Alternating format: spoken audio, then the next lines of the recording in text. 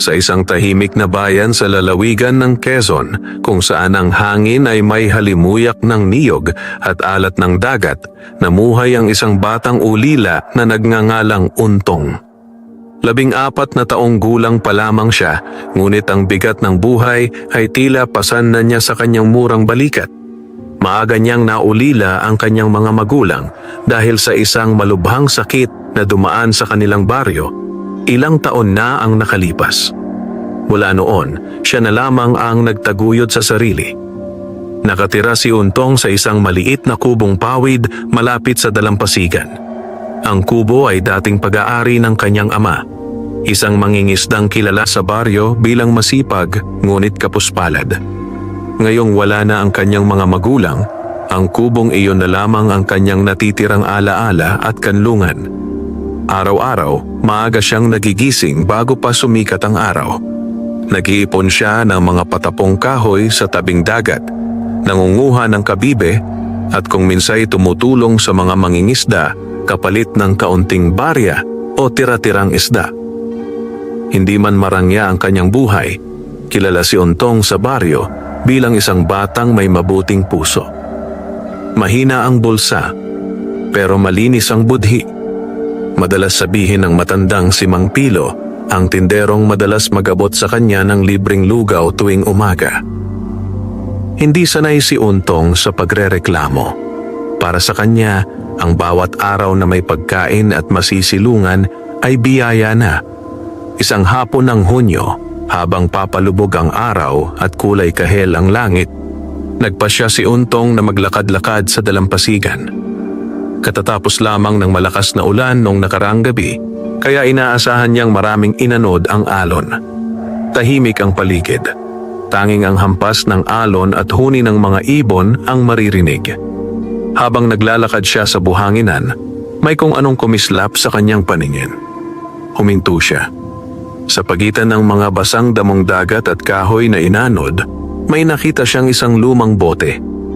Hindi ito karaniwang bote ng soft drinks o alak.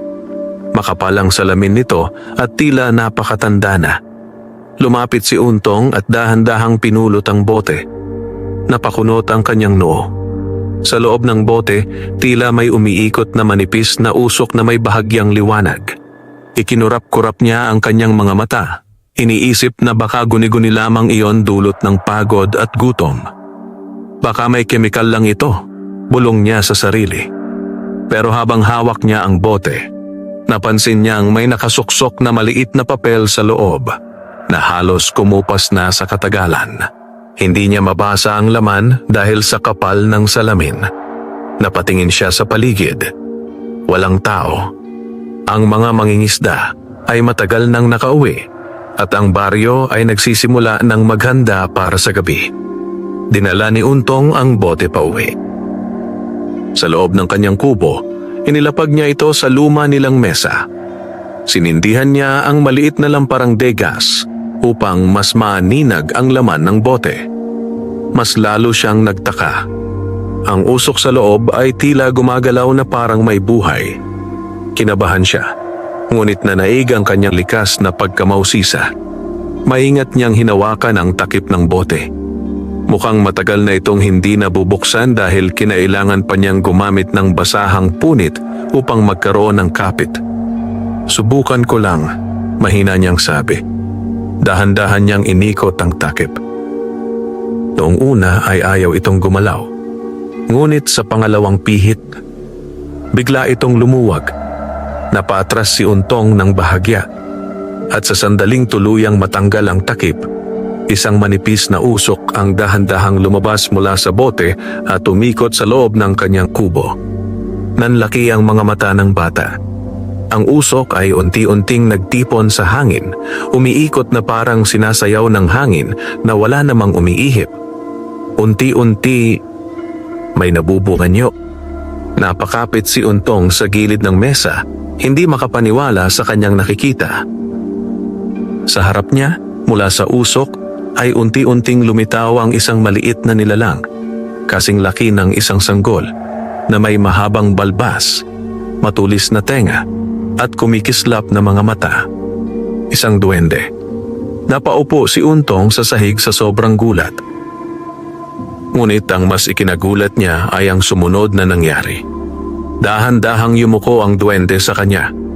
At sa mahinang tinig na tila matagal na hindi nakapagsalita, sinabi nito, "Salamat, bata. Sa wakas, ako ay iyong napalaya." Napalunok si Untong. Hindi niya alam kung matatakot ba siya o makikinig. Hindi agad nakapagsalita si Untong. Nakatitig lamang siya sa maliit na nilalang na nakalutang sa loob ng kanyang kubo. Ang liwanag mula sa lampara ay sumasalamin sa maputlang balat ng duwende at ang mahaba nitong balbas ay marahang gumagalaw na tila hinahaplos ng hangin na wala namang umiihip. Unti-unti, bumilis ang tibok ng puso ng bata. Hindi siya madaling matakot. Marami na siyang pinagdaanan sa murang edad. Ngunit ibang uri ang kaba na nararamdaman niya ngayon. Totoo ang duwende. Hindi ito panaginip. Hindi rin ito guni-guni. Huminga siya ng malalim.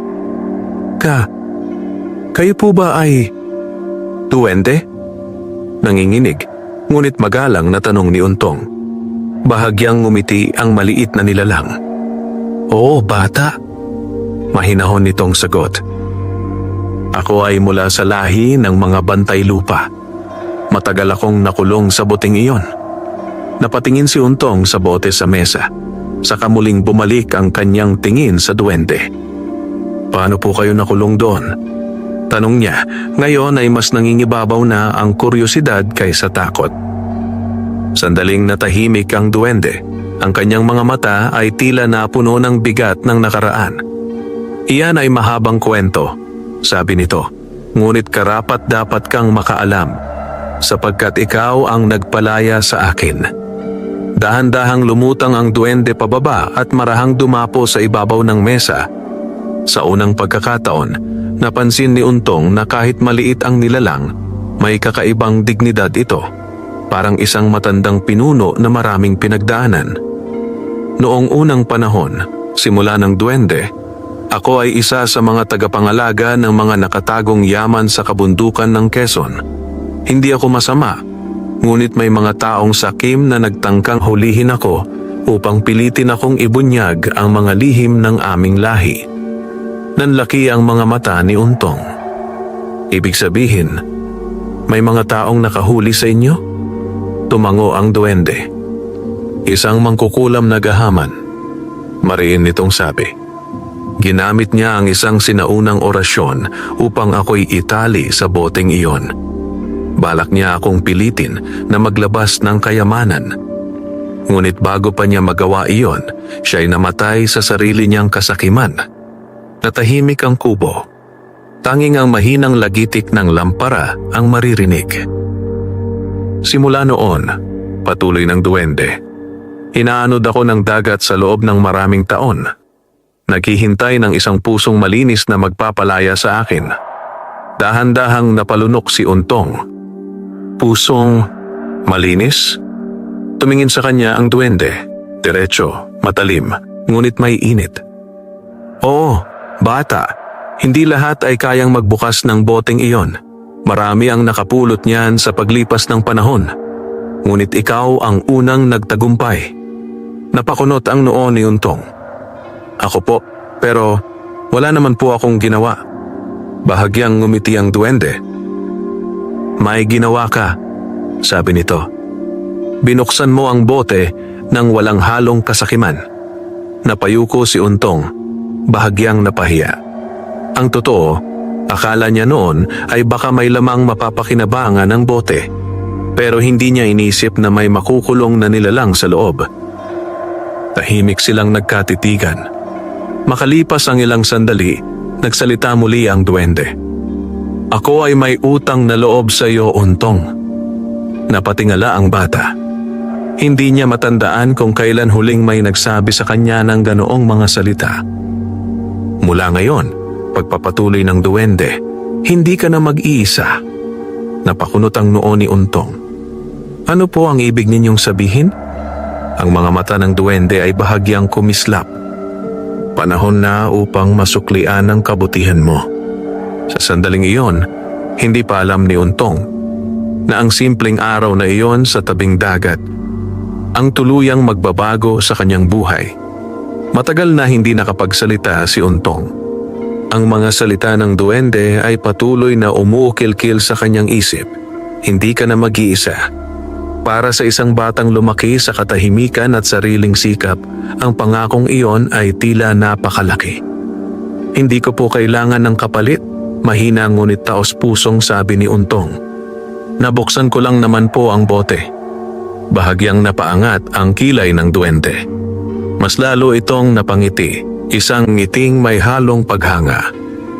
Iyan ang dahilan kung bakit ikaw ang nakapagpalaya sa akin, sagot nito. Ang tunay na kabutihan ay iyong ginagawa kahit walang hinihintay na kapalit.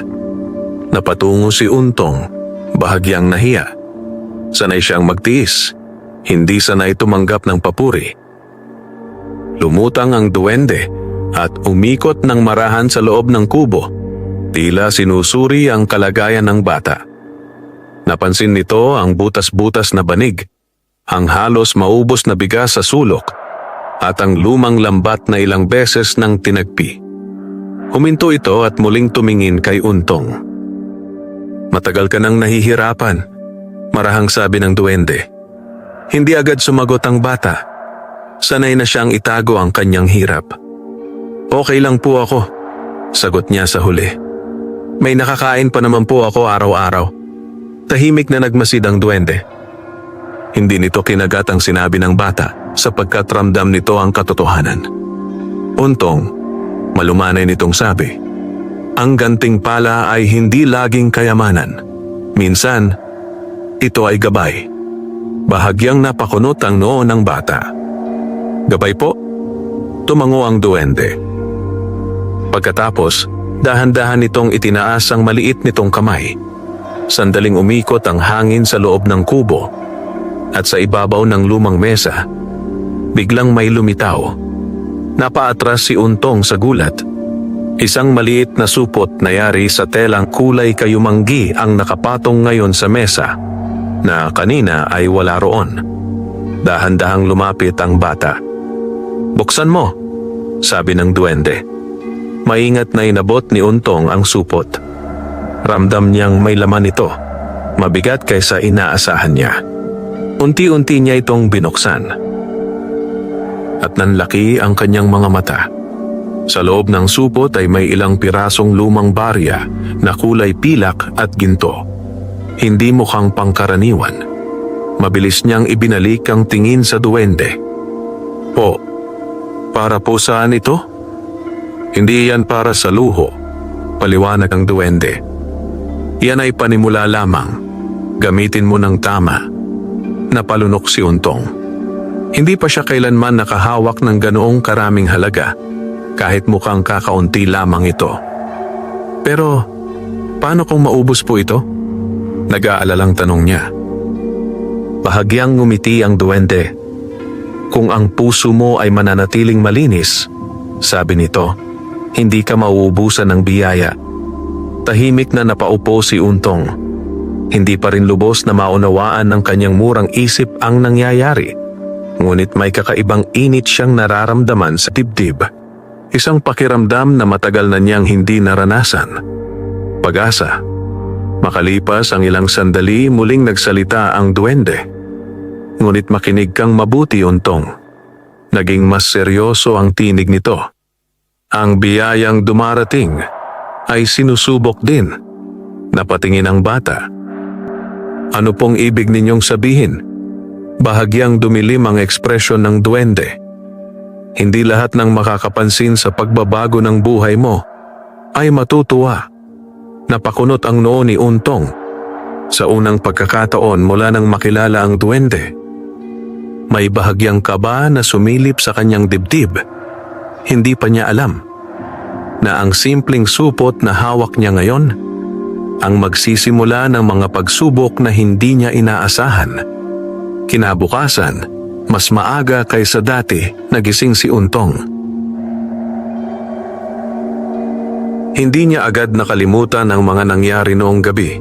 Ang duwende ang mahiwagang bote at ang supot ng mga lumang barya na ngayon ay maingat niyang itinago sa ilalim ng kanyang banig. Saglit siyang naupo sa gilid ng kanyang higaan, tahimik na nag-iisip. Panaginip ba yon? Ngunit nang silipin niya ang ilalim ng banig at muling mahawakan ang supot, napatunayan niyang totoo ang lahat. Tahimik siyang bumuntong hininga. Hindi siya sakim. Ngunit alam niyang ito na marahil ang pagkakataong matagal na niyang hinihintay. Hindi para yumaman agad, kundi para kahit paano ay gumaan ang kanyang buhay. Matapos maghilamos sa tapayan sa labas, nagpasya si Untong na pumunta sa baryo. Maingat niyang isinilid ang ilang pirasong barya sa kanyang bulsa, habang ang natitira ay iniwan niyang nakatago sa kubo. Habang naglalakad siya sa makitid na daan patungo sa maliit na palengke ng kanilang bayan sa Quezon, ramdam niya ang kakaibang kaba. Hindi siya sanay na may hawak na pera. Sa loob ng maraming taon, puro hingi ng tulong at maliit na kita lamang ang kanyang kinagisnan. Pagdating niya sa tindahan ni Mang Pilo, agad siyang napansin ng matanda. "Oy, Untong, maaga ka ngayon ah." Bati nito habang nagsasalin ng mainit na lugaw sa mangkok. Ngumiti ang bata. "Opo, Mang Pilo." Ilang sandali siyang nag-alinlangan, saka marahang nagsalita. "Mang Pilo, magkano po ba ang 1 kilong bigas?" Napahinto ang matanda at napatingin sa kanya. Bihira siyang makarinig ng ganitong tanong mula kay Untong. "Bakit, iho?" Usisa nito, hindi pa ibinibigay ang sagot. Bahagyang kinabahan ng bata, ngunit naglakas loob siyang ilabas ang 2 lumang baryang pilak. "Bibili po sana ako." Sandaling natahimik si Mang Pilo. Dahan-dahan niyang kinuha ang mga barya at sinuri ang mga ito. Kumunot ang kanyang noo. "Ibang klase ang baryang ito, ha?" Bulong niya. "Saan mo nakuha?" Napakagatlabi si Untong. Naalala niya ang babala ng duwende. Hindi lahat ay matutuwa. "May nakita lang po ako. Lumang baon ng tatay ko." Maingat niyang sagot. Matagal siyang tinitigan ni Mang Pilo, ngunit sa huli ay tumango rin ito. "Sige iho, sapat na ito para sa bigas. At heto, dagdagan ko na rin ng kaunting tuyo." Nanlaki ang mga mata ni Untong. "Talaga po?" Ngumiti ang matanda. "Minsan lang kita makitang may pambili. Sulitin mo na." Hindi napigilan ni Untong ang mapangiti ng maluwag. Sa unang pagkakataon matapos ang mahabang panahon, umuwi siyang may dalang sapat na pagkain. Hindi tira, hindi limos. Pagbalik niya sa kanyang kubo, agad siyang nagsaing. Habang hinihintay maluto ang kanin, napansin niyang tahimik ang paligid. "Kaibigan?" Mahina niyang tawag. Walang sumagot. Akala niya'y nawala na ang duwende.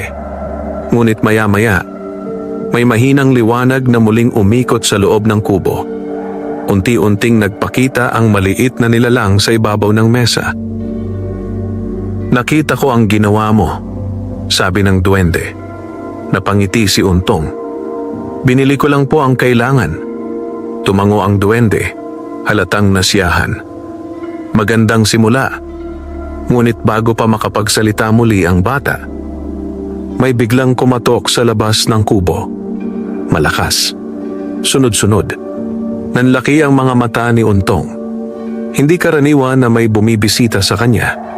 Dahan-dahan siyang lumapit sa pinto. At nang bahagya niya itong buksan, bumungad sa kanya ang seryosong mukha ng isang lalaking hindi niya madalas makita sa kanilang baryo. Nakatingin ito ng matalim. "At ikaw pala si Untong," sabi ng lalaki. Biglang kumabog ang dibdib ng bata. Hindi pa niya alam na nagsisimula na ang unang tunay na pagsubok sa biyayang kanyang natanggap. Hindi agad nakapagsalita si Untong. Nakatayo siya sa may pintuan ng kanyang kubo habang ang lalaking nasa harapan niya ay patuloy na nakatitig, parang may hinahanap sa kanyang mukha. Matangkad ang lalaki, maitim ang balat sa tindi ng araw at may matalim na mga mata na tila sanay magbantay. Nakasuot ito ng kupas na polo at may dalang lumang sombrero sa kamay. Po, sino po kayo? Maingat na tanong ni Untong. Hindi agad sumagot ang lalaki. Sa halip ay sumilip ito sa loob ng kubo, tila sinusuri ang paligid. Narinig ko, mabagal nitong sabi. Nabigla kang nagkaroon ng pera. Bahagyang nanlamig ang batok ni Untong. Naalala niya ang babala ng duwende. Hindi lahat ay matutuwa. Kaunti lang po iyon, sagot niya. Pilit na pinananatiling mahinahon ang tinig. Pambili lang ng pagkain. Humakbang papasok ang lalaki kahit hindi pa iniimbitahan. Napaatras si Untong. Sa gilid ng kanyang paningin, nakita niyang biglang naglaho ang duwende. Tila nagkubli. Tahimik na umupo ang bisita sa lumang bangkito. Ako si Lamberto. Pakilala nito. Tagapamahala ako ng ilang lupain dito sa baryo. Doon lamang napagtanto ni Untong kung bakit pamilyar ang mukha nito. Si Lamberto ang katiwala ng mayamang Don Silvestre, ang pinakamayamang may-ari ng niyugan sa kanilang lugar. Pasensya na po kung hindi ko kayo nakilala agad, magalang na sabi ni Untong. Hindi ngumiti si Lamberto. Saan mo nakuha ang mga bariyang ginamit mo kay Mang Pilo? Diretsahan ang tanong. Walang paligoy. Napakagatlabi ang bata. Saglit siyang nag-isip. Lumang gamit lang po ng tatay ko. Ulit niyang sagot. Matagal na tinitigan ni Lamberto ang mukha ni Untong. Parang sinusukat kung nagsisinungaling ba ito. Tahimik ang kubo. Mabigat ang hangin. Sa wakas, tumayo ang lalaki. Mag-ingat ka, iho, sabi nito sa mababang tinig. May mga bagay na hindi dapat pinakikialaman ng mga batang katulad mo. Napalunok si Untong. Hindi niya maintindihan kung babala ba iyon o pananakot. Naglakad palabas si Lamberto, ngunit bago tuluyang umalis, muli itong lumingon. Kung may nakita ka mang kakaiba, dagdag nito, mas mabuting ipagbigay alam mo agad sa nakatatanda. Pagkatapos noon ay tuluyan na itong naglakad palayo. Matagal na nakatayo si Untong sa may pintuan. Hindi siya gumalaw. Hindi siya nagsalita. Hanggang sa muling lumitaw ang duwende sa ibabaw ng mesa. Mas seryoso ang mukha nito ngayon. Sinabi ko sa'yo. Mahina ngunit matalim nitong sabi. Nagsisimula na silang makapansin. Napaupo si Untong. Masama po ba siya? Tanong niya. Hindi agad sumagot ang duwende. Hindi pa natin tiyak, sabi nito sa huli. Ngunit ang taong masyadong mausisa ay madalas may lihim na pakay. Tahimik ang bata. Sa unang pagkakataon mula nang dumating ang biyaya sa kanyang buhay, naramdaman niyang may kapalit pala ang bawat himala. At sa labas ng kanyang kubo, habang papalayo si Lamberto, may kakaibang ngiti ang sumilay sa labi ng lalaki. Hindi mapakali si Untong ng gabing iyon. Matapos umalis si Lamberto, tila may naiwan na mabigat na hangin sa loob ng kanyang maliit na kubo. Kahit mahina ang ihip ng hangin mula sa dagat, pakiramdam niya ay masikip ang paligid. Tahimik siyang nakaupo sa tabi ng mesa habang ang duwende ay nakalutang sa ibabaw nito, kapwa sila malalim ang iniisip. Mukhang hindi siya basta-basta, mahinang sabi ni Untong. Tumango ang duwende. Sanay akong makaramdam ng intensyon ng tao, tugon nito. At ang lalaking iyon, hindi lamang siya nagtataka, may hinahanap siya. Napabuntong hininga ang bata. Pero wala naman po akong ginagawang masama. Alam ko, sagot ng duwende. Ngunit sa mundong ito, Untong, may mga taong kahit wala kang ginagawang mali, ay gagawa ng paraan para pagdudahan ka. Natahimik ang bata. Unti-unti niyang nararamdaman ang bigat ng bagong responsibilidad na dumating sa kanyang buhay. Pagkaraan ng ilang sandali, tumayo siya at sinilip ang maliit na bintana ng kubo. Sa labas ay tahimik ang baryo. May ilang ilaw lamang mula sa malalayong bahay at ang mahinang tunog ng alon sa dalampasigan. Kaibigan, Mahina niyang sabi sa duwende, "Ano po ba ang dapat kong gawin?" Sandaling nag-isip ang maliit na nilalang. Una, sagot nito, ipagpatuloy mo ang dati mong buhay. Huwag kang magpapakita ng biglang pagbabago. Tumango si Untong. Ikaw ay kilala sa baryo bilang masipag at payak. Dagdag ng duwende. Panatilihin mo yon. Saglit na nagkaroon ng katahimikan. Pagkatapos ay lumapit ang duwende kay Untong at bahagyang bumaba ang tinig nito. Ngunit may isa pa akong ibibigay sa iyo. Napatingin ang bata. Muling itinaas ng duwende ang maliit nitong kamay. Isang munting liwanag ang namuo sa hangin. Mas maliit kaysa dati, ngunit mas malinaw ang kislap. Unti-unti itong bumuo ng isang bagay. Isang manipis na pisi na may nakasabit na maliit na anting-anting na kulay tanso. Napasinghap si Untong. "Ano po ito?" "Isuot mo," sabi ng duwende.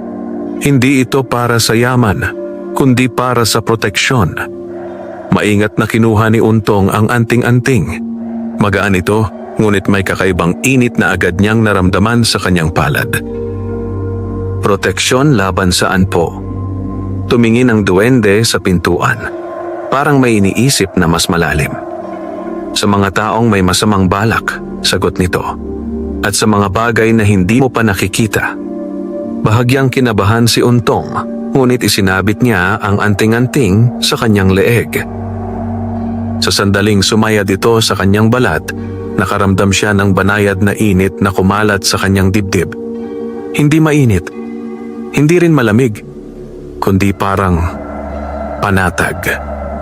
Mararamdaman mo kung may panganib na malapit, paliwanag ng duwende. Makinig ka lamang sa kutob mo. Tumango si Untong. Ngunit bago pa sila makapagsalita muli, may narinig siyang mahinang kaluskos mula sa labas ng kubo. Pareho silang natigilan. Dahan-dahang napalingon ang duwende sa pintuan. Ang mga mata nito ay biglang tumalim. "Untong," mahina nitong sabi. Napahawak ang bata sa anting-anting sa kanyang leeg. "Ano po?" Hindi na niya natapos ang tanong. Dahil sa siwang ng dingding ng kubo, may aninong dumaan. May nagmamasid sa labas. At sa unang pagkakataon, malakas na kumabog ang anting-anting sa dibdib ni Untong. Nanigas si Untong. Ang mahinang tibok ng anting-anting sa kanyang dibdib ay unti-unting lumalakas. Parang may sariling buhay na nagbababala sa kanya. Hindi siya nagkamali. May tao sa labas. Tahimik na lumutang ang duwende at bahagyang lumapit sa bintana, ngunit nanatili itong nakatago sa dilim upang hindi mahalata. "Huwag kang gagalaw muna," mahina nitong bilin. Napalunok si Untong. Dahan-dahan siyang humakbang palapit sa pinto, pilit pinapakalma ang sarili. Kahit nanginginig ang kanyang mga kamay, naglakas loob siyang magsalita. "Sino po yan?" tawag niya. Walang sumagot. Tanging ang mahinang ihip ng hangin at alon sa malayo ang narinig. Mas lalo siyang kinabahan. Muling kumabog ang anting-anting, mas malakas kaysa kanina. Bigla, may marahang yabag na papalayo. May tumatakbo. Agad na binuksan ni Untong ang pinto at sumilip sa labas. Ngunit huli na. Walang tao sa paligid.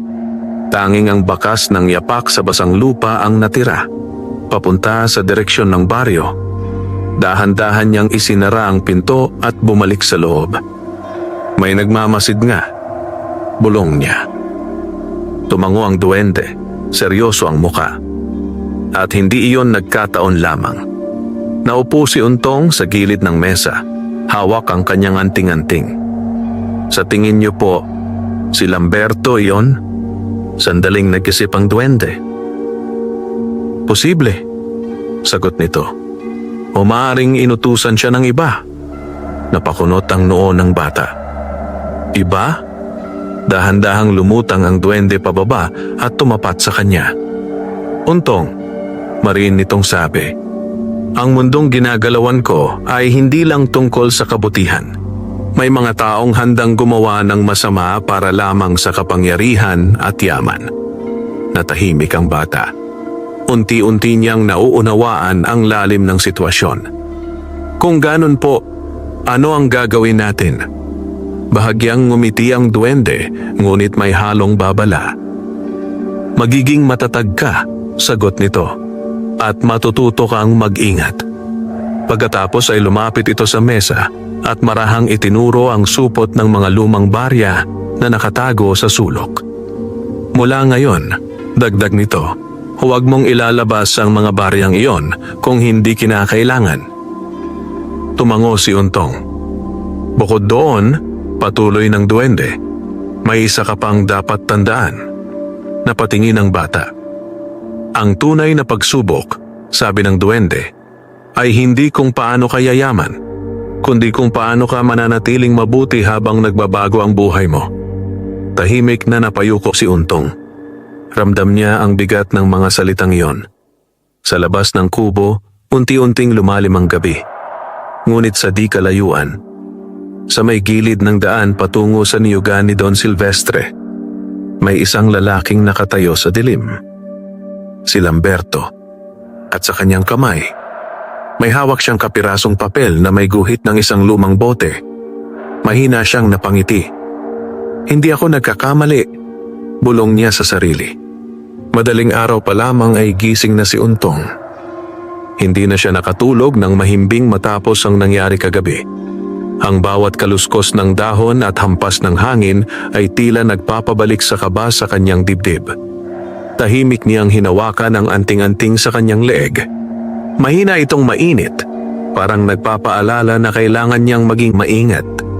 Sa ibabaw ng mesa, nakaupo ang duwende, tahimik na nagmamasid sa kanya. Magpakatatag ka ngayon, sabi nito. May pakiramdam akong hindi pa tapos ang pag-uusisa ng lalaking iyon. Tumango si Untong. Gaya ng bilin, pinilit niyang maging normal ang kilos. Nagayos siya ng lambat at nagpasiyang tumulong muna sa dalampasigan tulad ng dati. Ayaw niyang magmukhang may itinatago. Habang naglalakad siya papunta sa baybayin, napansin niyang tila may ilang taga-baryo ang napapatingin sa kanya, hindi tulad ng dati. May bulong-bulungan. May mga matang sumusukat. Hindi niya iyon pinansin. Ngunit sa loob-loob niya, ramdam niyang mabilis kumalat ang balita. Pagdating niya sa dalampasigan, sinalubong siya ni Mang Pilo na may dalang bayong. "Oy, Untong!" Bati ng matanda. "Mukhang maaga ka ulit." "Opo," magalang niyang tugon. Ngunit bago pa sila makapag-usap ng matagal, may dumating. Isang pamilyar na boses ang sumingit. Masipag talaga ang batang ito. Nanigas si Untong. Dahan-dahan siyang napalingon. Si Lamberto. Nakatayo ito ilang hakbang ang layo, may bahagyang ngiti ngunit malamig ang mga mata. Napakamot si Mang Pilo sa ulo. "Oy Lamberto, napadaan ka?" "May tinitingnan lang," sagot ng lalaki, ngunit ang tingin nito ay diretsong nakatutok kay Untong. Lumapit ito ng ilang hakbang. "Iho," sabi nito sa tila magiliw na tinig, "narinig kong marunong ka raw maghanap ng mga inanod ng dagat." Napakagatlabi si Untong. "Paminsan-minsan lang po." Tumango si Lamberto, parang may kinukumpirma sa isip. "Kung ganon," sabi nito, "baka gusto mong tumulong sa niyugan ni Don Silvestre. May maliit na bayad." Nagulat si Untong. Hindi karaniwan na alukin siya ng ganoong trabaho. Mula sa gilid ng kanyang paningin, tila may mahinang kislap na lumitaw. Ang duwende, nakatago sa likod ng isang bangka, ay bahagyang umiling. Babala. Nag-isip si Untong ng mabilis. "Salamat po," maingat niyang sagot. "Pero may inaasikaso po kasi ako sa kubo namin." Saglit na tumahimik si Lamberto. Ang ngiti nito ay hindi na umabot sa mga mata. "Sayang," mabagal nitong sabi. "Magandang oportunidad pa naman iyon." Pagkatapos ay tumalikod ito at naglakad palayo, ngunit ramdam ni Untong na hindi pa tapos ang usapan. Nang makalayo ang lalaki, agad lumapit ang duwende sa kanya. Magaling, bulong nito. Sinusubukan kanya. Bakit po niya ako inaalok? Tanong ni Untong, kinakabahan. Seryoso ang muka ng duwende. Dahil naghihinala na siya, sagot nito. At gusto kanyang mapalapit para mabantayan. Napalunok ang bata. Sa unang pagkakataon, talagang naramdaman ni Untong na may taong nagbabalak laban sa kanya. At sa kabilang dako ng baryo, habang naglalakad si Lamberto pabalik sa malaking bahay ni Don Silvestre, mahigpit niyang hinawakan ang papel na may guhit na pote. Malapit nakitang matuklasan bata, mahina niyang bulong. Hindi na mapakali si Untong sa mga sumunod na araw. Pinilit niyang magpatuloy sa dati niyang gawain, pangunguha ng kabibe, pagtulong sa mga mangingisda at simpleng pamumuhay sa kanyang kubo. Ngunit kahit anong pilit niya, ramdam niyang may nagbago na sa paligid. Mas maraming matang nakatingin, mas maraming bulungan. At ang anting-anting sa kanyang leeg ay paminsan-minsang umiinit kahit wala siyang nakikitang dahilan. Isang hapon, habang pauwi siya mula sa tabing dagat na may dalang kaunting kahoy na panggatong, napansin niyang may kakaibang katahimikan sa daraanan niyang makitid na landas. Walang batang naglalaro. Walang nag-uusap sa malapit na mga bahay. Tila may naghihintay. Mahigpit niyang hinawakan ang anting-anting. Bigla itong uminit. Malakas. Napahinto si Untong. Kaibigan, mahina niyang bulong. Sa gilid ng kanyang paningin, lumitaw ang duwende, bahagyang nakatago sa likod ng isang puno. May mali, sabi nito. Hindi pa man natatapos ang babala. May tatlong lalaking biglang lumabas mula sa magkabilang gilid ng landas. Nanlamig ang dugo ni Untong. Hindi niya kilala ang mga ito, ngunit halatang hindi maganda ang pakay. Pawang malalaki ang pangangatawan at may matitigas na tingin. Sandali lang, iho, sabi ng isa. Pilit na magaan ang tono, ngunit may halong pananakot. Napaatras si Untong ng isang hakbang. Ano po ang kailangan ninyo? Nagkatinginan ng tatlo, saka ngumisi ang nasa gitna. May hinahanap lang kami, sabi nito. Lumang bote, baka may napulot ka. Kumirot ang dibdib ni Untong. Hindi na ito basta hinala. May nagsabi na sa kanila. Mula sa likod ng puno, napansin niyang biglang sumeryoso ang duwende. Mahina itong umiling. Huwag. Huminga ng malalim si Untong. Wala po akong alam, matatag niyang sagot. Saglit na tumahimik ang tatlo. Pagkatapos, biglang humakbang pasulong ang isa at hinawakan ang balikat ni Untong. Sigurado ka ba, bata? Sa sandaling iyon, biglang nagliyab sa init ang anting-anting sa kanyang dibdib. Napasinghap si Untong. At bago pa makapagsalita ang lalaki, parang may hindi nakikitang puwersa biglang nagtulak sa kamay nito palayo. Napaatras ang lalaki. Anong... Napatingin silang tatlo sa isa't isa, naguguluhan. Samantala, nakatayo si Untong, nanlalaki ang mga mata. Hindi niya inaasahan iyon. Mula sa likod, marahang nagsalita ang duwende, halos pabulong lamang. Tumakbo ka, ngayon na. Hindi na nag-isip si Untong. Mabilis siyang kumaripas ng takbo palayo sa tatlong lalaki. Narinig niya ang sigaw ng mga ito sa likuran. Ngunit mas mabilis ang kanyang mga paa. Parang may lakas na gumagabay sa kanya. Hanggang sa marating niya ang ligtas na daan patungo sa kanyang kubo. Hingal na hingal siyang napahinto. Unti-unting lumitaw ang duwende sa kanyang tabi. Sinabi ko sa'yo, mahina nitong sabi. Nagsimula na ang tunay na pagsubok. Napalunok si Untong. Ngayon ay sigurado na siya. Hindi na siya basta batang ulila lamang. May mga taong handang habulin siya dahil sa lihim na hindi niya hiniling. Gabi na nang tuluyang kumalma ang paghinga ni Untong. Naupo siya sa sahig ng kanyang kubo, pawis na pawis at pagod sa nangyaring pagtakas. ang kanyang dibdib ay mabilis pa ring umaangat bumaba, habang mahigpit niyang hawak ang anting-anting sa kanyang leeg. Sa harap niya, tahimik na nakalutang ang duwende. Pareho silang alam. Hindi na maibabalik sa dati ang lahat. Hinabol ka nila dahil sa akin, marahang sabi ng duwende. Mabilis na umiling si Untong. Hindi po, sagot niya. Ako ang nagbukas ng bote. Pinili ko iyon. Sandaling natahimik ang maliit na nilalang. Sa unang pagkakataon, may bahid ng paghanga ang mga mata nito. Matapang ka, Untong, sabi nito. Mas matapang kaysa inaakala mo. Napayok ang bata. Hindi niya naramdaman ang tapang, kundi kaba. Ngunit sa kabila ng takot, may kung anong unti-unting tumitibay sa loob niya. Isang pasya. Kaibigan, mahina niyang sabi. Kung patuloy nila akong hahanapin, ano po ang dapat kong gawin? Bahagyang lumiwanag ang anyo ng duwende. Panahon na, tugon nito, na matuto kang tumayo hindi lang bilang batang ulila, kundi bilang taong kayang mag-ingat sa biyayang hawak niya.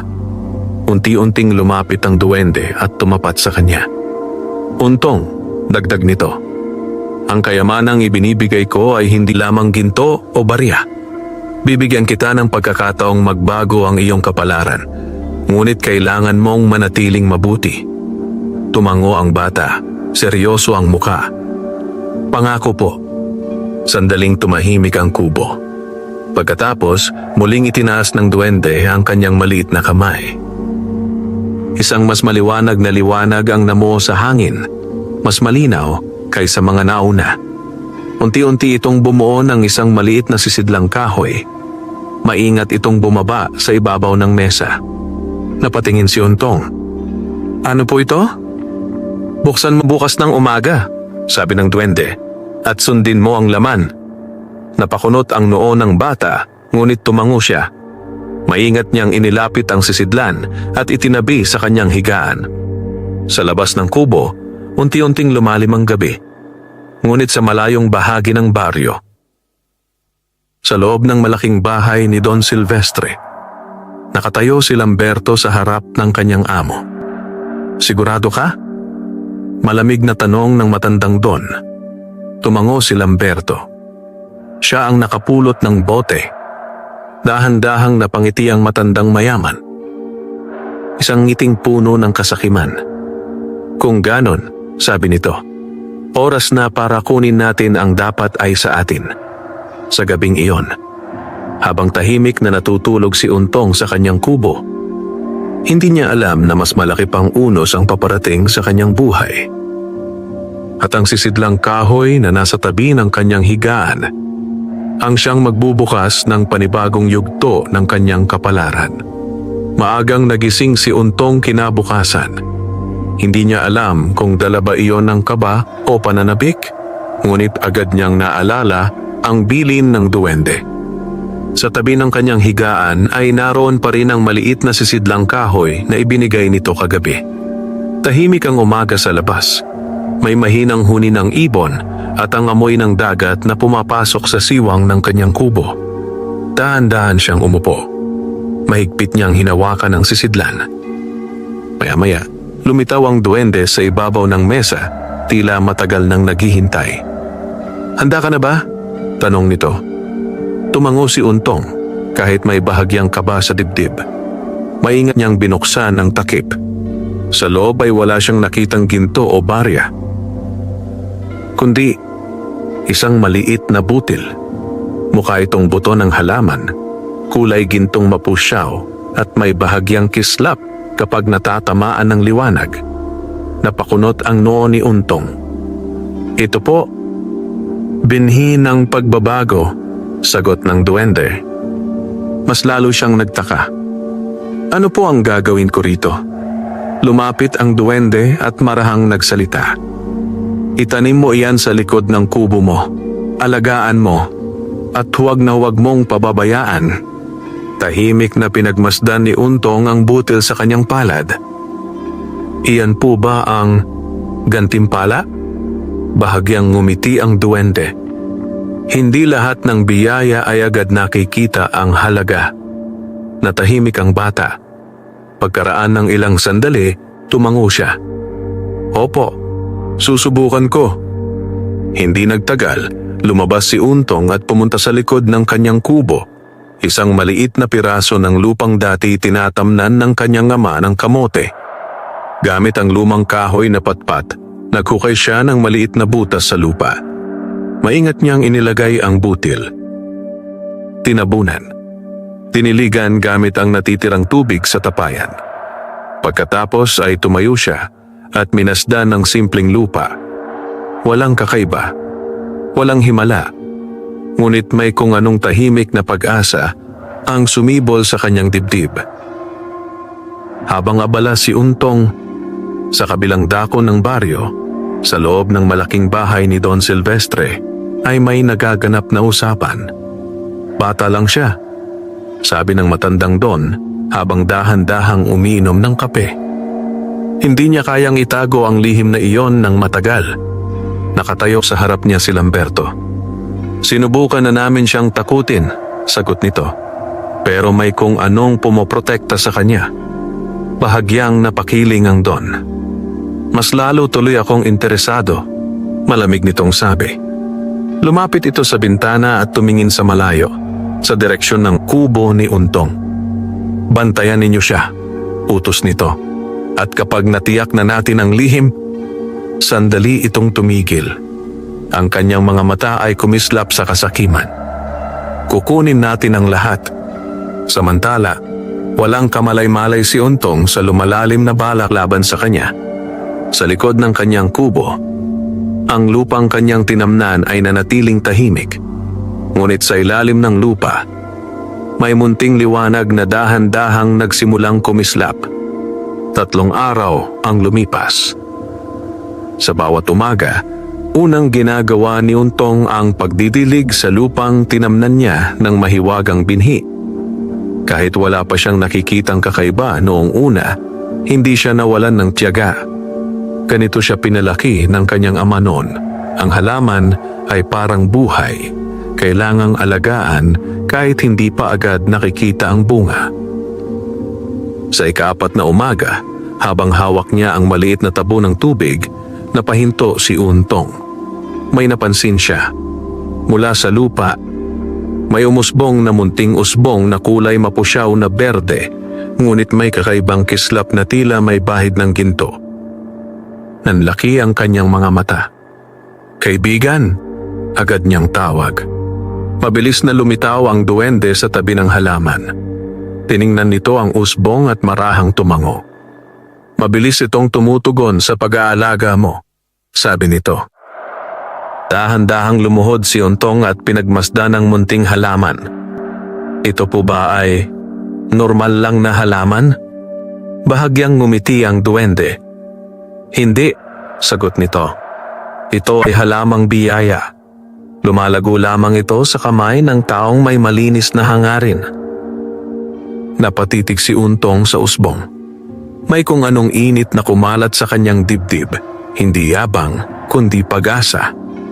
Kapag lumaki po ito, ano ang mangyayari? Tanong niya. Malalaman mo sa tamang panahon, sagot ng duwende. Ang mahalaga ngayon ay patuloy mo itong alagaan. Tumango ang bata. At mula noon, mas lalo niyang pinagtuunan ng pansin ang maliit na tanim. Ngunit habang lumalaki ang halaman, lumalala rin ang mga matang nagmamasid. Isang hapon, habang nag-iigib si Untong sa poso ng baryo, napansin niyang may 2 lalaki na pabulong na nag-uusap habang palihim siyang tinitingnan. Hindi niya sila kilala. Ngunit ramdam niyang hindi iyon basta usisero lamang. Pag-uwi niya sa kubo, agad niyang sinabi sa duwende ang kanyang napansin. Mas bumibilis ang kilos nila, seryosong sabi ng duwende. Naaamoy ng kasakiman ng biyaya. Napalunok si Untong. Delikado na po ba tayo? Sandaling natahimik ang duwende bago sumagot. Hindi pa, sabi nito. Ngunit papalapit na. Kinagabihan, habang natutulog si Untong, Sa likod ng kanyang kubo, ang munting halaman ay dahan-dahang lumaki. Mula sa simpleng usbong, unti-unti itong nagkaroon ng 3 maliliit na dahon na may gintong ugat na kumikislap sa ilalim ng liwanag ng buwan. At sa di kalayuan, may 2 aninong nagmamasid mula sa likod ng puno ng niyog. Isa sa kanila ay si Lamberto. Mahina siyang napangiti. May tinatago nga ang batang iyon, bulong niya. Sa tabi niya, ang utusan ni Don Silvestre ay tahimik na tumango. At mukhang malapit na nating malaman kung ano iyon. Sa gabing iyon, habang payapang natutulog si Untong, hindi niya alam na ang simpleng halamang inaalagaan niya ang siyang magiging sentro ng pinakamalaking pagsubok sa kanyang buhay. Madaling araw nang magising si Untong, may kakaiba siyang naramdaman, parang may bumigat sa hangin sa paligid ng kanyang kubo. Hindi naman mainit ang anting-anting sa kanyang leeg, ngunit may mahina itong pulso na tila nagpapaalala sa kanya na mag-ingat. Agad niyang naalala ang halaman sa likod. Mabilis siyang bumangon at lumabas. Pagdating niya roon, sandali siyang napatigil. Mas lalo itong lumaki. Ang munting usbong na nakita niya kahapon ay ngayon ay isa ng maliit na halamang halos abot na ang kanyang tuhod. Ang mga dahon nito ay mas malinaw ang gintong ugat at kapag tinamaan ng sikat ng araw ay tila kumikislap. Napasinghap si Untong. "Kaibigan," maya-maya ay lumitaw ang duwende sa ibabaw ng isang dahon, tila matagal na itong nagmamasid. "Mabilis ang paglago," sabi nito. "Ibig sabihin, wasto ang pag-aalaga mo." Dahan-dahang lumapit si Untong at maingat na hinaplos ang isang dahon. Mainit-init ito sa kanyang palad. "Hindi po ba ito mapapansin ng iba?" Nag-aalalang tanong niya. Bahagyang sumeryoso ang duwende. "Diyan tayo dapat mag-ingat." Parang may biglang bumigat sa dibdib ng bata. "At may isa pa," dagdag ng duwende. Napatingin si Untong. "Simula ngayon," sabi nito, "huwag mong iiwan ang kubo ng matagal." Napakunot ang noo ng bata. "Bakit po?" Hindi agad sumagot ang duwende. Sa halip ay lumutang ito pataas at tumingin sa malayo, sa direksyon ng niyugan. "Dahil nararamdaman kong papalapit na ang tunay na galaw nila." Hindi pa man natatapos ng umaga, may dumating na balita sa baryo. Habang nasa poso si Untong upang mag-igib ng tubig, narinig niya ang usapan ng ilang matatanda. May mga taong paikot-ikot daw kagabi sa may baybayin. Sabi nila, tauhan daw ni Don Silvestre. May hinahanap yata. Unti-unting nanlamig ang batok ni Untong. Hindi siya lumingon. Hindi siya nagsalita. Tahimik niyang tinapos ang pag-iigib at agad umuwi. Pagdating niya sa kubo, agad siyang sinalubong ng duwende. "May narinig ka?" sabi nito. Hindi iyon tanong. Tumango si Untong. "Hinahanap na po talaga nila, ano?" Tahimik ang duwende sa loob ng ilang sandali. Pagkatapos ay tumingin ito ng diretso sa kanya. "Untong," sabi nito, mas mababa ang tinig kaysa dati. "Handa ka na bang ipaglaban ng biyayang inalagaan mo?" Napalunok ang bata. Hindi niya ginusto ang gulo. Hindi niya hiniling ang ganitong pagsubok. Ngunit naalala niya ang mga taon ng gutom. Ang hirap. Ang mga gabing mag-isa siya. Dahan-dahan siyang tumango. Opo. Sa unang pagkakataon, may kakaibang tapang na umusbong sa kanyang mga mata. Bahagyang ngumiti ang duwende. "Kung ganon," sabi nito, "panahon na para matuto ka ng unang lihim ng mga bantay lupa." Biglang uminit ang anting-anting sa leeg ni Untong. At sa hangin sa paligid nila, may banayad na liwanag na nagsimulang umikot. Hindi gumalaw si Untong. Ramdam niya ang unti-unting pag-init ng anting-anting sa kanyang dibdib, kasabay ng marahang pag-ikot ng liwanag sa paligid nila. Hindi ito nakakasilaw, kundi parang tahimik na kapangyarihang naghihintay lamang na maunawaan. "Makinig kang mabuti," sabi ng duwende. Mas seryoso ang tinig kaysa dati. Ang unang lihim ng mga bantay lupa ay hindi lakas, kundi pakiramdam. Napakunot ang noo ni Untong. "Pakiramdam po?" Tumango ang duwende. Ang tunay na bantay ay marunong makaramdam ng panganib bago pa ito dumating. At dahil suot mo ang anting-anting, maaari kitang turuan. Bahagyang kinabahan ng bata ngunit tumuwid siya ng tayo. "Ano po ang gagawin ko?" Lumutang ang duwende sa harap niya. "Ipikit mo ang iyong mga mata." Sumunod si Untong. Tahimik ang paligid. Tanging ang huni ng hangin sa mga dahon ng niyog ang maririnig. "Huminga ka ng malalim," utos ng duwende. "At ituon mo ang isip mo sa tibok ng anting-anting." Ginawa iyon ni Untong. Sa una, ang naririnig lamang niya ay ang sarili niya paghinga. Ngunit makalipas ang ilang sandali, may napansin siya. Isang mahinang pulso. Hindi mula sa kanyang puso, kundi mula sa anting-anting. "May nararamdaman ka na ba?" tanong ng duwende. "Opo," bulong ni Untong. "Parang may tumitibok." "Magaling," sabi ng duwende. "Ngayon palawakin mo ang pakiramdam mo. Huwag lang sa loob ng kubo, kundi sa labas." Mas lalong nagtuon si Untong. Unti-unti, may ibang pakiramdam na sumingit sa kanyang kamalayan. Parang may gumagalaw sa malayo. Bigla siyang napadilat. May tao po sa may likod ng niyog. Mabilis na napangiti ang duwende. Natuto ka agad. Nanlaki ang mga mata ni Untong. "Talaga pong may tao?" Tumango ang duwende, ngunit naging seryoso ang mukha nito. Isa lamang, at nagmamasid. Mabilis na lumapit si Untong sa siwang ng kubo at sumilip. Sa malayo, sa likod ng puno ng niyog, may aninong bahagyang gumalaw bago tuluyang nagkubli. Nanlamig ang batok ng bata. "Tama kayo." Lumapit ang duwende sa kanyang balikat. "Simula pa lang iyan," sabi nito. Habang lumalago ang halaman, mas lalo silang lalapit. Napalunok si Untong. "Kaibigan, kakayanin ko po ba ito?" Tahimik siyang tiningnan ng duwende. Pagkatapos ay marahang tumango. "Hindi kita pinili dahil malakas ka," sabi nito. "Pinili kita dahil mabuti ka. At ang kabutihan, kapag sinamahan ng tapang, ay mas makapangyarihan kaysa kasakiman." Unti-unting tumibay ang dibdib ni Untong.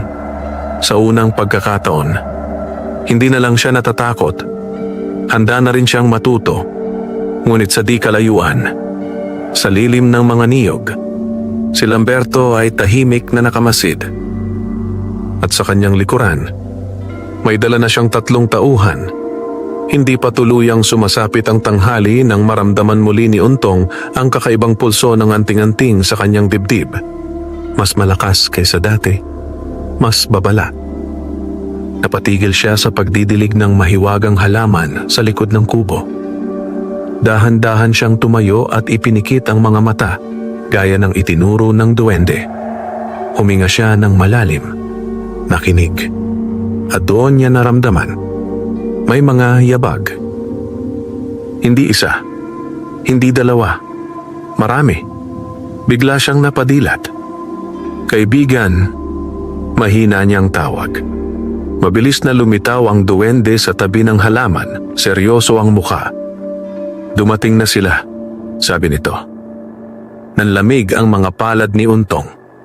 Mula sa harapan ng kubo, may narinig silang mga paang lumalakad sa tuyong dahon.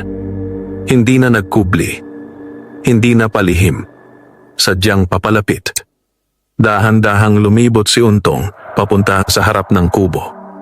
At doon niya sila nakita, si Lamberto, kasama ang 3 matitipunong lalaki.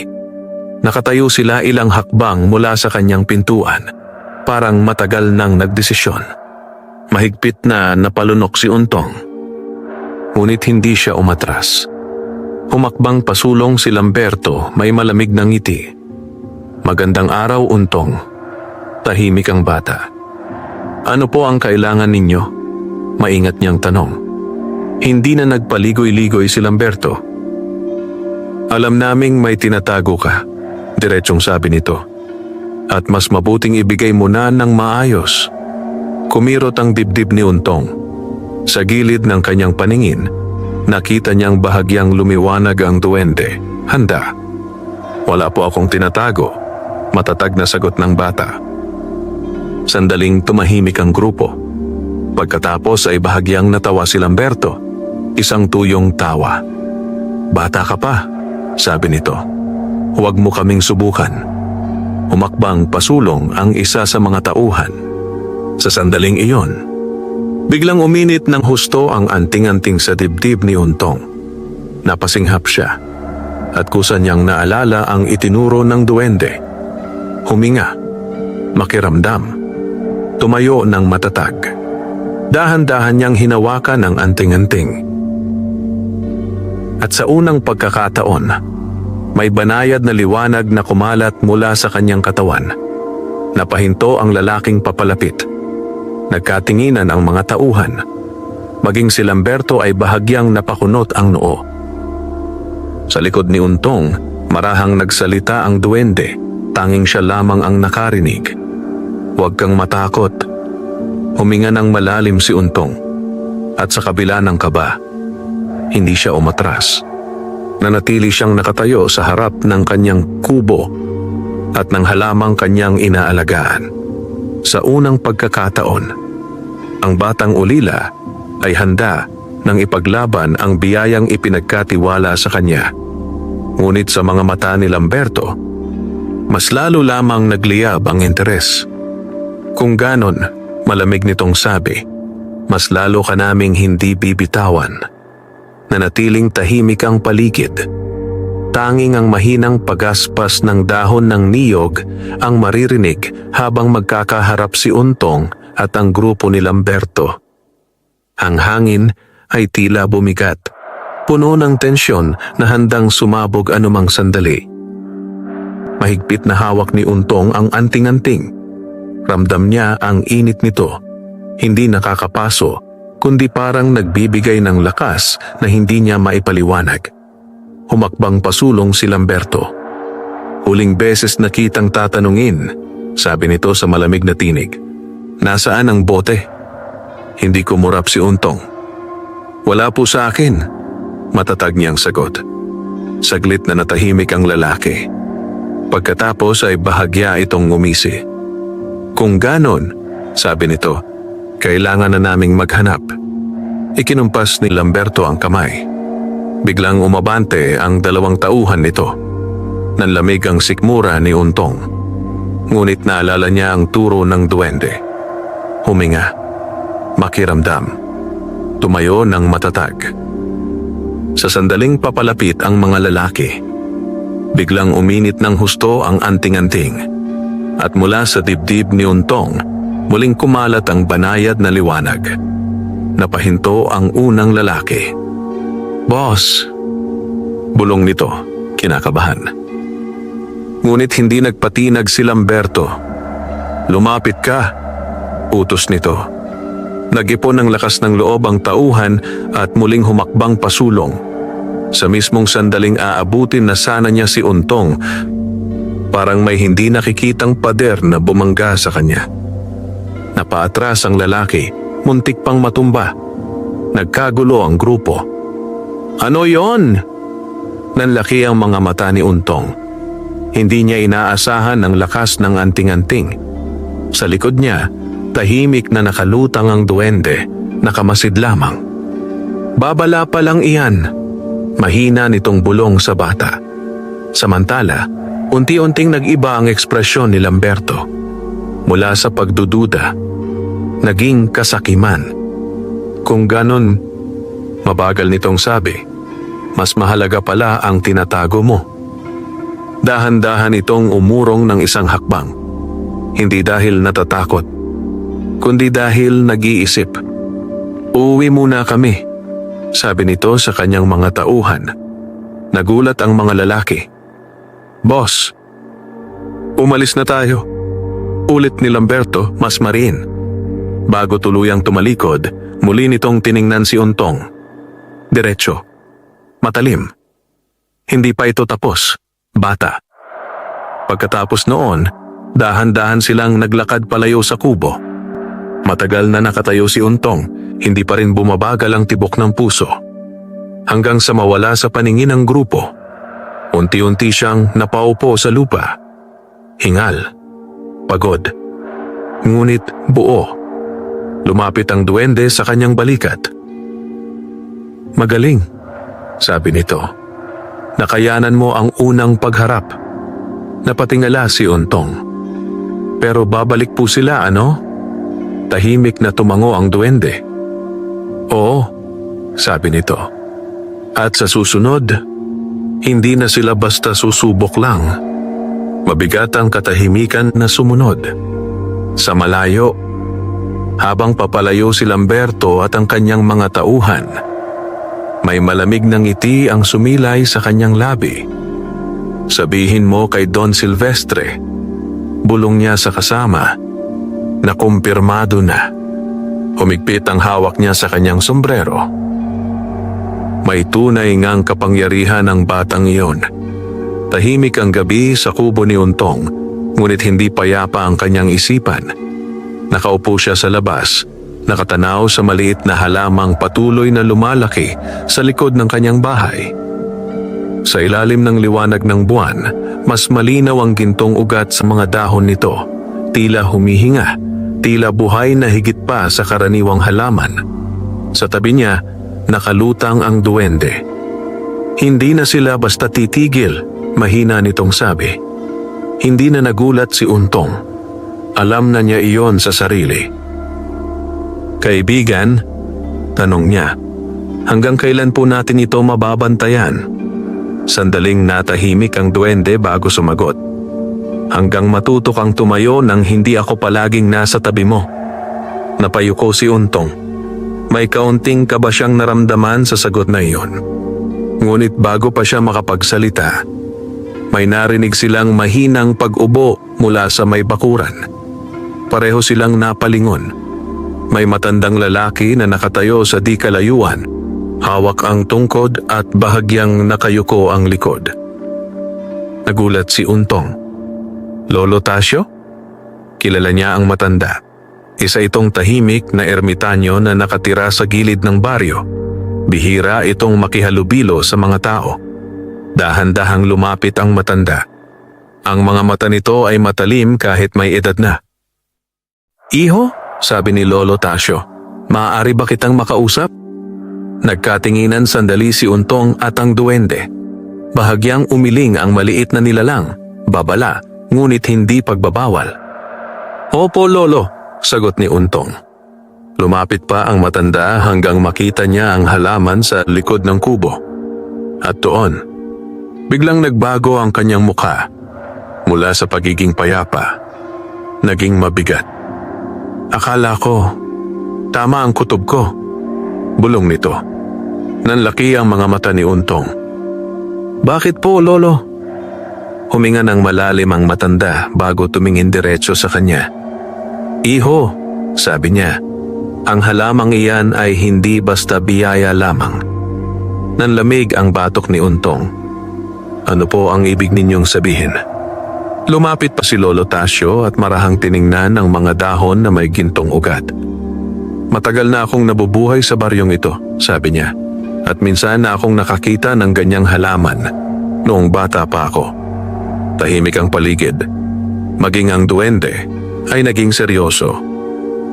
"Ano po ang nangyari noon?" Mahinang tanong ni Untong. Dahan-dahang napabuntong hininga ang matanda. "Yumaman ng nakapagtanim," sabi niya. Pero hindi niya agad tinapos. Lalong kumabog ang dibdib ni Untong. "Pero ano po?"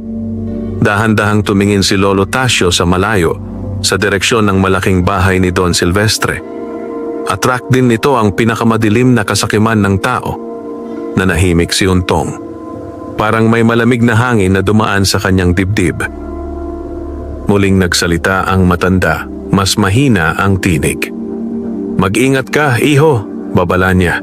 Dahil kapag tuluyang namunga ang halamang iyan, saglit siyang tumigil. Ang kanyang mga mata ay naging mabigat. Hindi lang pera ang gugustuhin ng mga taong sakim. Pagkatapos noon, dahan-dahang tumalikod si Lolo Tasio at naglakad palayo sa dilim. Matagal na nakatayo si Untong, hindi makapagsalita. Sa tabi niya, ang duwende ay tahimik, seryoso. Dahil alam nito na nagsisimula ng lumalim ang laro. Hindi agad nakatulog si Untong ng gabing iyon. Paulit-ulit sa isip niya ang babala ni Lolo Tasio. Habang nakahiga sa kanyang banig, ramdam niya ang mahinang init ng anting-anting sa kanyang dibdib. Tila nagpapaalala na hindi na simpleng biyaya ang hawak niya. Sa labas ng kubo, marahang sumasayaw sa hangin ang mahiwagang halaman. Tahimik, ngunit buhay. "Kaibigan," mahina niyang tawag. Mula sa madilim na sulok ng kubo, unti-unting lumitaw ang duwende. Hindi ito nakangiti tulad ng dati. "Ano ang iniisip mo?" tanong nito. Umupo si Untong at tumingin sa halaman sa labas. "Totoo po ba ang sinabi ni Lolo Tasio?" mahina niyang tanong. "May kapalit po ba ang halamang ito?" Sandaling natahimik ang duwende. Pagkatapos ay lumutang ito papalapit sa bintana at minasdan ang halaman. "Hindi kapalit," sagot nito sa huli. "Ngunit may responsibilidad." Napakunot ang noo ni Untong. "Ipaliwanag niyo po." Huminga ng malalim ang duwende, tila nagdedesisyon kung gaano karami ang sasabihin. "Ang halamang itinanim mo," mabagal nitong sabi, "ay tinatawag ng aming lahi na gintong ugat." Nanlaki ang mga mata ni Untong. Iyan ay bihirang-bihira tumubo sa mundo ng tao. Kapag ito ay ganap na lumaki, kaya nitong magbigay ng biyaya, hindi lamang pera, kundi oportunidad at pag-unlad. Bahagyang lumiwanag ang pag-asa sa mukha ng bata. Ngunit agad itong napawi nang magpatuloy ang duwende. "Ngunit," sabi nito, nanikip ang dibdib ni Untong. Habang lumalakas ang biyaya, mas lumalakas din ang paghila nito sa kasakiman ng tao. Tahimik ang kubo. Naalala ni Untong ang mga mata ni Lamberto, ang ngiti ni Don Silvestre, ang babala ng matanda. "Kaibigan," mahina niyang sabi, "ano po ang mangyayari kapag nalaman nila ang tungkol dito?" Diretsyong tumingin sa kanya ang duwende. "Susubukan nila itong agawin." Napahigpit ang hawak ni Untong sa kanyang tuhod. "At kapag napunta ito sa maling kamay," dagdag ng duwende, "ang biyaya ay maaaring maging sumpa." Nanlamig ang bata. Sa unang pagkakataon, hindi na lamang niya iniisip ang sarili. Iniisip na rin niya ang maaaring mangyari sa buong baryo. Makalipas ang ilang sandali, tumayo si Untong. Mas matatag na ang kanyang mukha ngayon. "Kung ganon," sabi niya, "hindi ko po ito pababayaan." Bahagyang ngumiti ang duwende. Isang ngiting may halong paghanga. "Iyan ang dahilan kung bakit ikaw ang napili." Ngunit sa di kalayuan, sa loob ng malaking bahay ni Don Silvestre, nakatayo si Lamberto sa harap ng mesa. "Nakita na namin ang halaman," ulat niya. Dahan-dahang tumayo ang matandang Don. Ang kanyang mga mata ay kumislap sa kasakiman. "Sigurado ka?" "Opo." Isang mabagal na ngiti ang sumilay sa labi ng Don. "Kung ganon," sabi nito, "hindi na natin kailangang maghintay pa." Lumapit ito sa bintana at tumingin sa direksyon ng kubo ni Untong. "Maghanda kayo," utos niya. "Sa susunod na gabi, kukunin na natin ang nararapat sa atin." Samantala sa likod ng kubo ni Untong, ang gintong ugat ay bahagyang kumislap sa ilalim ng liwanag ng buwan. At sa pinakaugat nito, may munting ginintuang usbong na nagsisimula ng mabuo. Mabigat ang hangin nang sumapit ang gabi. Hindi maipaliwanag ni Untong Ngunit mula pa lamang paglubog ng araw ay ramdam na niya ang kakaibang paninikip sa dibdib. Ang anting-anting sa kanyang leeg ay hindi na lamang umiinit paminsan-minsan. Ito ay tuloy-tuloy ng may pulso, parang naghahanda. Sa likod ng kubo, tahimik na nakatayo ang gintong ugat. Ngunit ang mga dahon nito ay bahagyang nanginginig kahit walang hangin. Lumabas si Untong at tumingin sa paligid. "Kaibigan," mahina niyang tawag. Agad lumitaw ang duwende, seryoso ang mukha. "Ngayong gabi," sabi nito, "darating sila." Hindi na nagulat si Untong. Sa halip, huminga siya ng malalim at tumango. "Ano po ang dapat kong gawin?" Lumapit ang duwende at itinuro ang halaman. "Manatili ka sa loob ng bakuran. Hanggat buo ang loob mo, tutulungan ka ng anting-anting." Mahigpit na hinawakan ni Untong ang kwintas. Tahimik ang paligid. Hanggang sa may narinig silang yabag. Hindi patago. Hindi na nagkukubli. Marami. Mula sa dilim ng niyugan, unti-unting lumitaw ang mga anino ng mga lalaking may dalang ilawan. Sa unahan, si Lamberto. At sa likuran niya, ang mismong si Don Silvestre, nakasuot ng mamahaling barong at may malamig na ngiti. Nanikip ang dibdib ni Untong. "Bata," tawag ng Don. Malamig ang tinig. Matagal na kitang gusto makausap. Hindi umatras si Untong. "Ano po ang kailangan ninyo?" Bahagyang ngumiti ang matanda. "Simple lang," sabi nito. "Ibigay mo sa amin ang halaman at tutulong kitang yumaman ng higit pa sa iniisip mo." Tahimik ang bata. Naalala niya ang gutom, ang hirap, ang mga gabing mag-isa siya. Isang sandali, parang muntik siyang matukso. Ngunit hinigpitan niya ang hawak sa anting-anting. Umiling siya. "Hindi po." Nawala ang ngiti ni Don Silvestre. Lumamig ang kanyang muka. "Sayang," sabi nito. Ikinumpas niya ang kamay. "Kunin ninyo." Biglang umabante ang mga tauhan. Sa sandaling iyon, nagliyab sa init ang anting-anting ni Untong. Napapikit siya, at mula sa kanyang katawan, isang mas maliwanag na liwanag ang sumabog palabas. Napahinto ang mga lalaki. May ilan pang napaatras. Mula sa likod ng bata, lumakas ang kislap ng gintong ugat. Ang mga dahon nito ay kumalansing, at sa unang pagkakataon, may banayad na gintong liwanag na kumalat sa buong bakuran. Nanlaki ang mga mata ni Lamberto. "Boss, hindi na ito normal."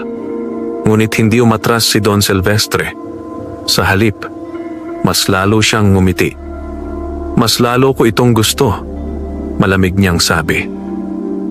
Sa gitna ng bakuran, nakatayo si Untong, kinakabahan, ngunit hindi umaatras. Sa tabi niya, ang duwende ay nagliwanag ng mas malinaw kaysa dati. "Ngayon, Untong," sabi nito, "ipakita mo kung gaano kalinis ang puso mo." Mahigpit na huminga ang bata, at humakbang siya pasulong. Humakbang pasulong si Untong. Sa kabila ng kaba na kumakabog sa kanyang dibdib, pinili niyang tumayo ng matatag sa harap ng mga lalaking gustong umangkin sa hindi kanila. Ang liwanag mula sa anting-anting ay patuloy na kumakalat sa kanyang katawan, habang ang gintong ugat sa likod niya ay kumikislap na tila tumutugon sa kanyang paninindigan. Tahimik ang buong bakuran. Maging ang mga tauhan ni Don Silvestre ay nag-aalangan. "Bata," malamig na sabi ng Don, "huwag mong sayangin ang pagkakataon. Isang salita mo lang at magbabago ang buhay mo." Sandaling napapikit si Untong. Naalala niya ang mga gabing gutom, ang mga araw na mag-isa, ang pangarap na magkaroon ng maayos na buhay. Ngunit kasunod noon ay ang mukha ng kanyang ama. Ang mga aral nito, ang kabutihang pinanghawakan niya kahit mahirap ang buhay. Dahan-dahan siyang dumilat. Mas malinaw na ang kanyang tinig ngayon. Hindi ko po kailangan ng yaman na galing sa mali. Nanigas ang mukha ni Don Silvestre. Sa sandaling iyon, biglang nagliwanag ng husto ang gintong ugat.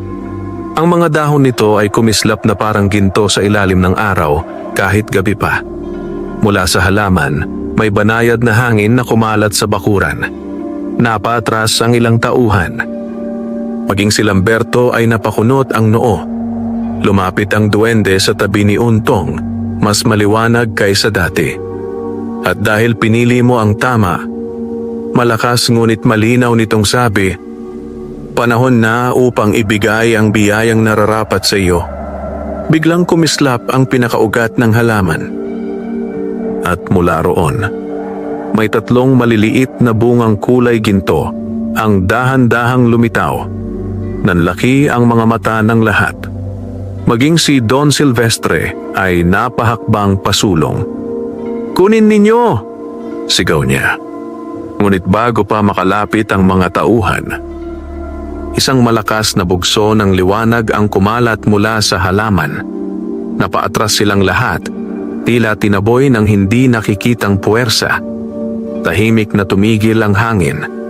Pagkaraan ng ilang sandali, ang liwanag ay humupa. Lumapit ang duwende kay Untong. Ang bunga ng gintong ugat, sabi nito, ay para lamang sa pusong hindi sakim. Iyan ay hindi nauubos na biyaya, ngunit sa kamay lamang ng karapat-dapat. Maingat na inabot ni Untong ang 3 gintong bunga. Sa sandaling nahawakan niya ang mga ito, ang anting-anting sa kanyang leeg ay naging payapa. Unti-unting umurong si Don Silvestre. Galit na galit ang muka. Hindi pa ito tapos, malamig niyang sabi. Ngunit bago pa siya makagawa ng hakbang, biglang humangin ng malakas sa bakuran. Ang mga ilawan ay nanginig. At tila may hindi nakikitang puwersang nagtulak sa grupo palabas ng bakuran. Napilitan silang umatras. Isa-isa silang naglakad palayo sa dilim. Kasama si Lamberto. Kasama ang galit na Don Silvestre. Hanggang sa tuluyan silang mawala. Makalipas ang ilang sandali, bumalik ang katahimikan. Napaupo si Untong sa lupa, pagod ngunit magaan ang pakiramdam. Lumapit ang duwende at marahang ngumiti. "Napatunayan mo na," sabi nito, "na ang tunay na yaman ay hindi sinusukat sa dami ng ginto, kundi sa tibay ng puso." Napangiti si Untong. Isang ngiting matagal nang hindi lumitaw sa kanyang muka. Sa mga sumunod na buwan, dahan-dahang nagbago ang kanyang buhay. Hindi siya naging sakim. Ginamit niya ang biyaya upang ayusin ang kanyang kubo, tumulong sa mga kapitbahay at magtanim ng mas marami pang pananim sa kanilang lupa. At sa bawat pagtulong niya, mas lalo pang umusbong ang biyaya ng gintong ugat. Sa baryo ng Quezon, matagal na naaalala ang kwento ng batang ulila na nakapulot ng mahiwagang bote. Hindi dahil siya ang yumaman, kundi dahil pinili niyang manatiling mabuti kahit may pagkakataong maging sakim. At sa tahimik na gabi, kung minsan, may maliit na liwanag na nakikitang lumulutang malapit sa kubo ni Untong. Tahimik na nagbabantay. Tahimik na nagpapasalamat. Wakas.